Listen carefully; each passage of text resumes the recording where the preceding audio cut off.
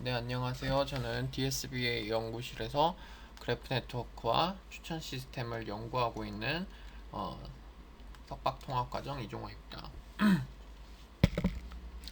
오늘 제가 세미나로 발표할 논문은 Heterogeneous Graph Attention Network라는 논문으로 2019년도 4월 정도에 WWW에서 이제 발표된 논문입니다. 해당 논문은 그 당시에는 사실 이제 헤테로지니어스 네트워크를 그래프 네트워크에 적용한 거의 첫 번째 사례였고, 그래프 어텐션 네트워크가 2018년도쯤에 나왔으니까 해당 방법론을 나오자마자 거의 최초로 적용을 해본 논문이라서 상당히 유명한 논문이었습니다. 그리고 실제로 이제 현재 기준으로 453회 정도 인용될 만큼 헤테로지니어스 네트워크 기쪽 논문들이 나올 때는 항상 베이스라인으로 언급되는 논문이기 때문에 혹시라도 그래프 네트워크 혹은 이제 헤테로지니어스 그래프 네트워크를 공부하시는 분들께 꼭 추천드리는 논문이기 때문에 제가 이번에 연구실에서 진행하고 있는 페이퍼 추천하는 그래프 네트워크 분야에서 추천하는 부분에서 저는 해당 논문을 추천을 했고, 해당 논문을 제가 그래서 리뷰를 하도록 하겠습니다.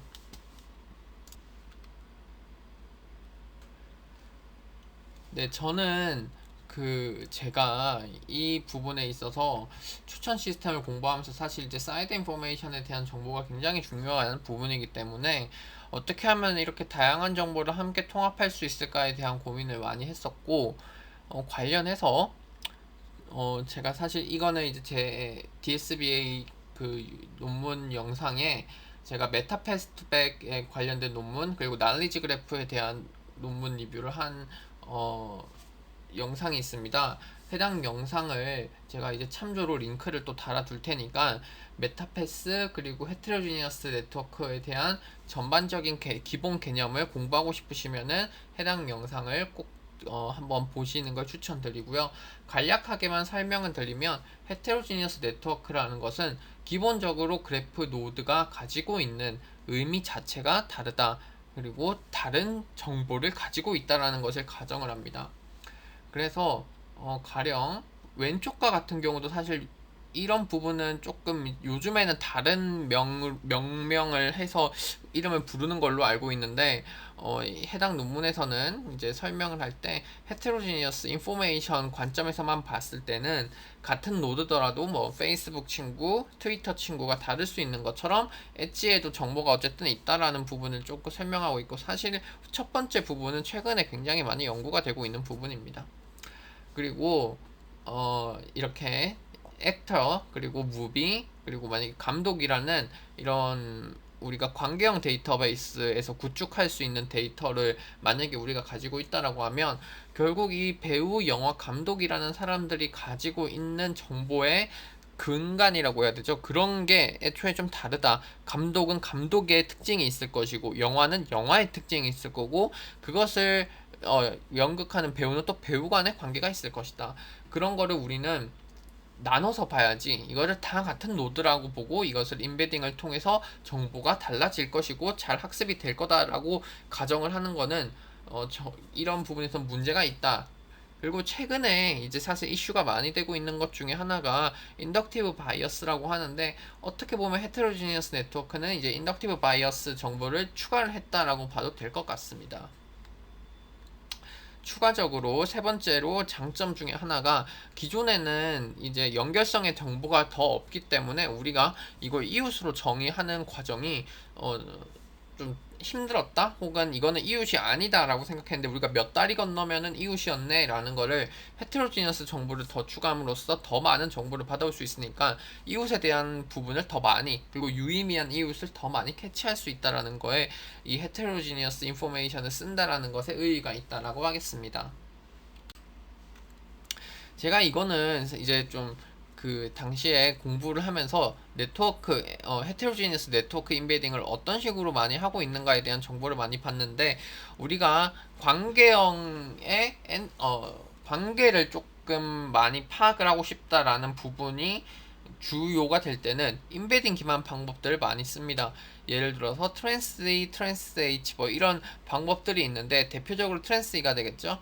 이러한 부분이 이제 릴레이션 자체의 정보, 즉 우리는 여기서 말하는 릴레이션이 엣지가 보통 되는데 이 엣지의 정보를 어떻게 잘 보존을 할까, 그리고 엣지로 연결되는 두 노드라고 할 수 있는데 그 노드들의 관계가 어떻게 될까라는 거를 우리는 조금 더 관점을 가져서, 이러한 태스크는 일반적으로 제가 알기로는 링크 프레딕션에서 많이 사용이 되는 방법론이다 라고 생각할 수 있습니다. 이제 우리는 지금 최근에 이제 이슈가 사실 많이 되는 그래프 어텐션, 그래프 네트워크 기반의 방법들은 사실상 링크 프레딕션에서 당연히 근간이 되는 모델이지만 그래프 클래시피케이션, 그리고 뭐 그래프 노드 클래시피케이션 이런 관점에서는 위 방법보다 아래 방법을 더 많이 사용을 하고 있고, 그렇기 때문에 우리는 메타패스 투 100이라는 논문과 그리고 그래프 네트워크를 두 가지를 동시에 좀 알아야 되는데요. 일반적으로 이제 고전적으로 그래프 네트워크 자체가 뜨기 전에 스킵그램이라는, 우리가 주로 NLP 관점에서 보면은 워드 투백이라고 할 수 있는데, 이 워드 투백의 방법론을 적용한 것이 랜덤워크 기반의 디버크 방법이고요.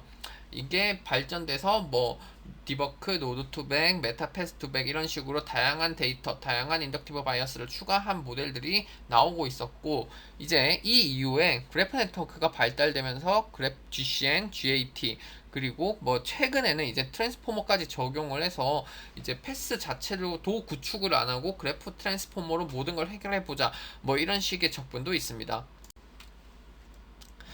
네, 헤테로지니어스 그래프를 그러면 왜 사용하는지를 이제 딱 한 장표로 제가 좀 직관적으로 보여줄 수 있어서 이거를 항상 설명을 드리는데요. 예를 들어서 왼쪽에 제가 ECCV와 CVPR이 어떤 학회인지 모른다라고 가정하겠습니다.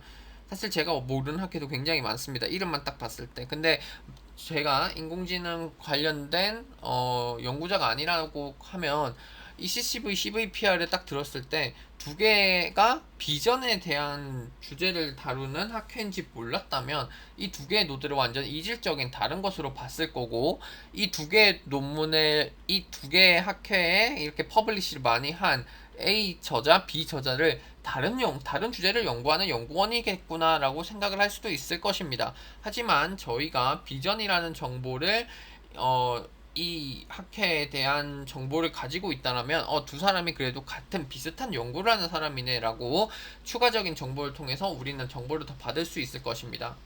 이러한 것이 저희가 메타패스라고 가정을 하는 건데, 특정한 정보를 기반으로 어떠한 시멘틱한 의미를 추출해낼 수 있는 패스를 메타패스다라고 할 수 있겠습니다. 그래서 뭐 결국에 헤테로지니어스 네트워크 왜 쓰냐 라고 하면 계속해서 얘기하고 있지만 사이드 인포메이션을 사용을 해서 어떻게 조금 더 많은 이웃을 정의를 하고 유의미한 이웃을 가지고 오고, 그리고 사이드 인포메이션을 통해서 노드 간의 관계를 조금 더 의미적으로 해석할 수 있는 정보를 더 받아온다 라고 생각하시면 되고, 이후에 저자들이 여기서 메타패스 기반에서 그래프 네트워크로 옮기게 된 가장 큰 이유 중에 하나는 메타패스라는 것 자체가 사실 이제 메타패스를 추출해내야 되고 어떤 게 효율적인 메타패스다라는 거를 우리가 수많은 이전에 제가 논문 영상에서 메타패스 투백에 대해서 조금 다루면서 메타패스를 어떻게 만들고 그리고 메타패스의 의미는 어떻게 추출하고 이런 거를 되게 많이 다뤘었거든요. 그래서 그런 부분을 좀 사전 지식이 있으면은 조금 이제 설명이 좀 편하니까 해당 영상을 한번 보시는 게 조금 더 도움이 많이 될 것 같습니다. 네, 그래서 저는 이제 그래프 어텐션 네트워크가 이제 세 번째로 꼭 알아야 될 꼭지다라고 생각을 하고, 해당 영상에 제가 관련된 세미나를 많이 하면서 그래프 어텐션 네트워크를 어떻게 처음 듣는 사람이 직관적으로 이해를 할 수 있을까라고 해서 장표를 항상 준비를 하는데, 차근차근히 간단하게만 설명을 드리겠습니다. GAT도 사실 방법들이 최근에 개발된 방법들이 두 가지 버전이 있는데 두 가지 버전이 어떤 거를 의미하는지만 대략적으로 설명을 드릴 거고요. 그리고 이제 그 전에 이제 사실 그래프를 처음 듣는 사람들은 이 애그리게이션에 관련된 부분을 잘 모르기 때문에 제가 조금 스텝을 오늘 세미나에서 풀로 설명을 못 드리겠지만 간단하게만 설명을 드려보도록 하겠습니다. 예를 들어서 왼쪽 그림에서 봤을 때 첫 번째 이유, 두 번째 이유, 세 번째 이유, 네 번째 이유, 즉 저랑 엣지로 연결되어 있는 노드가 있는데 자기 자신의 정보는 그대로 가지고 있고 자기 자신과 이웃의 정보를 이제 통합을 해서 이제 이웃에서 오는 정보를 같이 합치면은 더 이제 자기를 조금 더 잘 표현을 할 수 있는 정보를 받아오는 거니까 리프레젠테이션이 리치 리프레젠테이션이 되겠죠. 사실 이런 걸 하는 과정이 그래프 네트워크를 사용한다라는 이유 중에 하나고, 사실 최근에는 이제 이게 트랜스포머랑도 어떤 연관성이 있는지 연구가 상당히 많이 됐고 좋은 자료들이 많아서 결국 셀프 어텐션 만드는 것 자체가 트랜스포머 블락이랑 하는 역할이 거의 비슷하다라고 생각하시면 되고요. 네, 어쨌든 이 과정에서 우리는 어텐션이라는, 우리가 트랜스포머에서 어텐션을 배워서 어떤 그 포지션에 있는 뭐 토큰이라든지 이런 걸 얼만큼 가져올지를 계산을 하는 것처럼 여기서도 어텐션이라는 원래 개념이 들어가야 되는데, 이 어텐션이라는 개념을 이때까지는 GCN에 있었던 방식이나 다른 방식에서는 평균을 취하거나 아니면은 그냥 일반적으로 똑같은 웨이트를 주거나 이런 식으로 받아왔었는데, 그러지 말고 우리도 어텐션을 통해서 어떤 이웃에서 정보를 더 많이 가져와야 되지 않겠냐라는 관점에서 어텐션 자체를 학습을 할 수 있는 레이어를 추가로 하나 만들었습니다. 그 방법이 이제 GAT 레이어라고 저희는 여기서 그래프 도메인에서는 대표적으로 부르고 있고요. 그러면은 이 GAT 레이어는 어떤 식으로 구하는지를 뒤에서 다시 한번 설명을 드리도록 하겠습니다. 이 설명이 완벽하게 그래프 어텐션의 모든 것을 커버한다라고 설명하기는 힘들겠지만 차근차근히 조금 설명해 보도록 하겠습니다. 왼쪽에서 그래프 자체는 이제 각 노드가 특정한 인풋 차원으로 가지고 있는 노드 바이 인풋 차원의 매트릭스, 인베딩 매트릭스를 가지고 있습니다. 이 매트릭스를 우선적으로 선형 변환을 한번 해주고요. 선형 변환된 두 개의 코에피시언트 매트릭스를 구하면은 오른쪽 그림과 같이 노드 바이 노드 사이즈의 어텐션 맵이 만들 수 있죠. 저희가 흔히 아는 셀프 어텐션 맵이다 라고 하는 것과 비슷하게 생긴 매트릭스 구조를 가지고 있는데, 실제로 저희는 이렇게 구하지만 연결성이 있는 부분만 마스킹을 처리를 해줘야 되겠죠. 그래서 마스킹 처리가 되는 어텐션 맵을 저희는 이제 이걸로 어텐션 인접 행렬로 이거를 계산을 한다라고 생각을 하시면 되고요. 이런 식으로 왼쪽과 같은 구조가 이제 사실 좀 트랜스덕티브한 방법이고, 인덕티브하게 계산을 하기 위해서는 후자인 방법을 실제로 더 많이 사용을 하고 있는데, 후자 방법 같은 경우는 룩업 매트릭스 개념을 가지고 와서 두 개의 노드를 임의로 선택을 한 다음에 그 두 개의 선택된 포지션에 따라서 러너블 파라미터와의 계산을 통해서 학습된 웨이트다라고 생각하시면 되고요. 이 웨이트를 반영을 해서 하나의 스칼라 값을 계산하는 AIJ를 만들고, 이 부분이 연결되어 있는 부분을 다 이런 식으로 값에 매핑을 해서 채워준다라고 생각하시면 될 것 같습니다. 이 방법을 통해서 이제 멀티헤드 어텐션도 충분히 고려를 할 수 있고, 이런 거는 셀프 어텐션 맵이 여러 개 만들어지는 것처럼 멀티헤드 어텐션도 진행을 할 수 있습니다. 네, 이제 메타패스 기반의 이웃이 이제 처음에 제가 달라진다라고 했는데, 이 말이 무엇인지를 의미적으로 조금 더 상세하게 보여드리도록 하겠습니다. 메타패스를 뭐 일반적으로 사실 긴 메타패스를 사용하지 않고 대부분 길이가 3 혹은 5인 것을 사용을 하는데요. 예를 들어서 그 해당 장표에 C에 보면은 무비, 액터, 무비 관계, 그리고 무비, 디렉터, 무비 관계가 있을 때, 사실 이제 그 영화의 주연 배우가 똑같으면은 유사한 주연 배우가 풍겨주는 그런 느낌이 있잖아요. 대표적으로 예를 들면 우리가 주연 배우로 뭐 조금 개그기가 강한 재미적인 요소가 많은 배우가 들어오면은 이 영화는 조금 밝거나 조금 재밌는 영화겠구나 라고 생각을 할 수도 있을 거고, 감독이 특정한 그 시나리오 혹은 특정한 그 장르를 많이 하는 감독이라면 이 영화는 어떤 장르이겠구나 이런 거를 정보를 조금 더 받아올 수 있을 거라고 저는 생각을 하고 있습니다. 네, 그렇게 해서 정의된 게 메타패스이고요. 이렇게 정의된 메타패스를 통해서 관계를 따라서 서치를 해보면은 우리가 여기 만약에 무브 1 같은 경우는 이제 자기와 유사한 무비가 뭔지를 아직까지는 찾을 수 없는데 메타패스를 통해서 건너가면 직접적인 연결 정보가 없지만 해당 영화 2번 영화와 3번 영화는 이러한 사이드 인포메이션 다른 타입의 정보를 통해서 이웃이구나 라는 것을 정의할 수 있습니다. 앞서 제가 처음에 말한 ECCV와 CVPR이 비슷한 예다 라고 생각을 하시면 될 것 같습니다. 제한된 모델을 스텝 바이 스텝으로 설명을 드리도록 하겠습니다. 제한된 모델의 왼쪽에 보시면은 첫 번째 제가 빨간색으로 표시된 부분을 보도록 하겠습니다.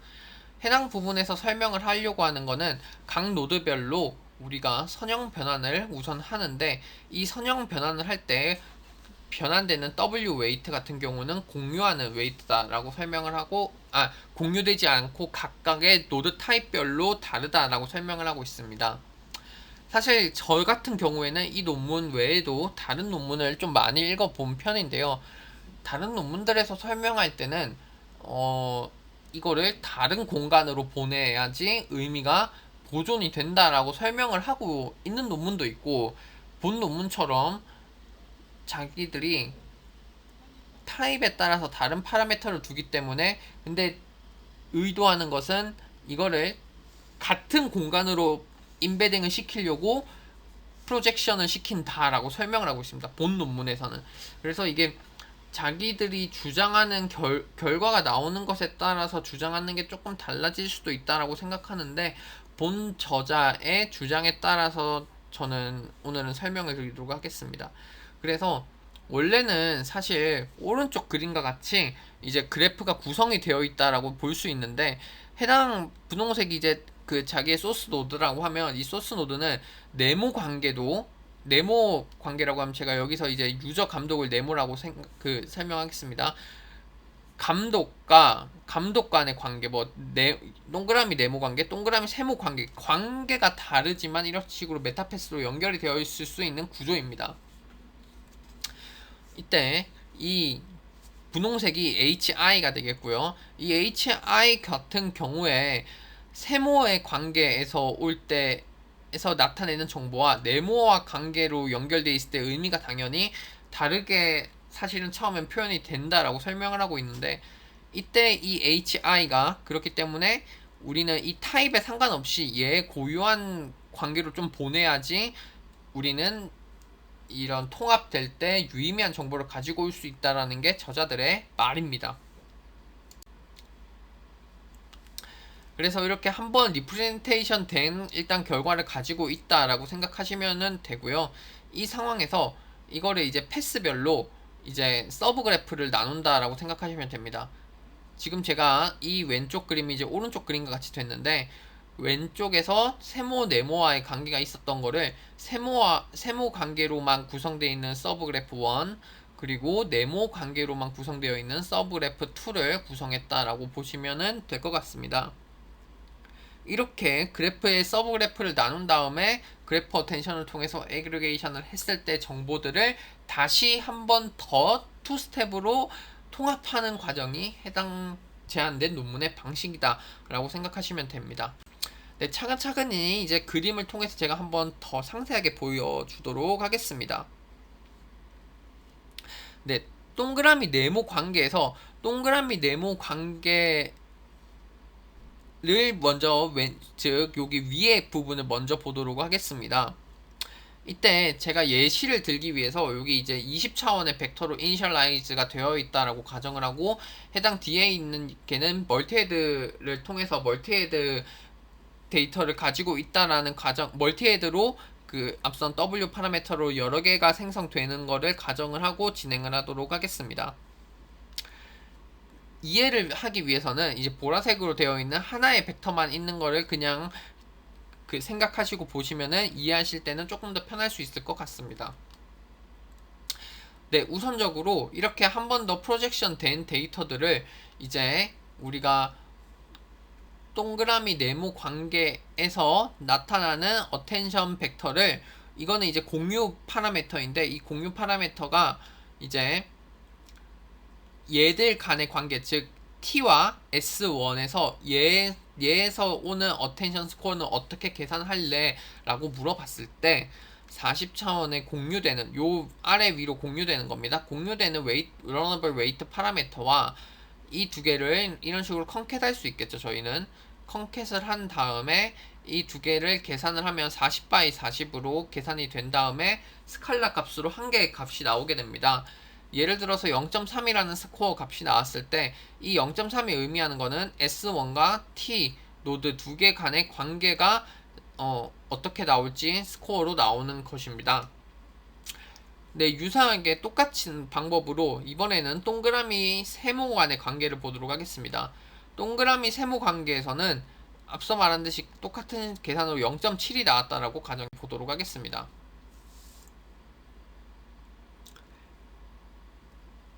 0.5가 나왔다고 가정을 하면은, 저희가 만약에 이제 앞서서 계산된 값이 0.3, 0.5기 때문에 0.3, 0.5의 어텐션 웨이트를 통해서 웨이티드 썸 애그리게이트가 되는 과정을 이런 식으로 오른쪽 그림과 같이 진행을 해서 두 개의 웨이티드 썸을 해서 업데이트 된 거는 제가 이제 그래서 다르게 표시를 했습니다. 이런 식으로